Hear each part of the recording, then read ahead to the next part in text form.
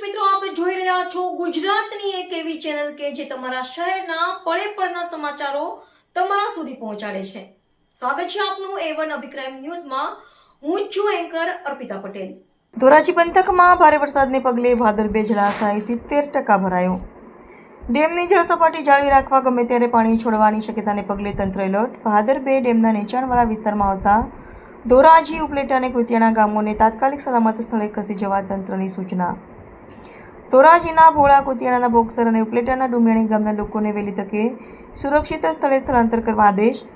રાજકોટ, પોરબંદર અને જૂનાગઢ જિલ્લાના આશરે 35થી વધુ ગામો માટે વહીવટીતંત્ર દ્વારા ખાસ ચેતવણી સંદેશ જારી કરાયો.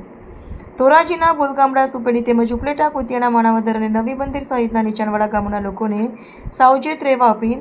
ભાદરબે ડેમની પૂર્ણ સપાટી 53.1 મીટર સામે હાલ પાણીનું સ્તર 50.35 ઘનમીટર પર પહોંચ્યું. ડેમમાં હાલ 754 ક્યુસેક પાણીની સતત આવક ચાલુ. નદીના પટ કે કાંઠા વિસ્તારમાં કોઈએ પણ અવરજવર ન કરવા ફ્લડ કંટ્રોલ સેલની કડક સૂચના.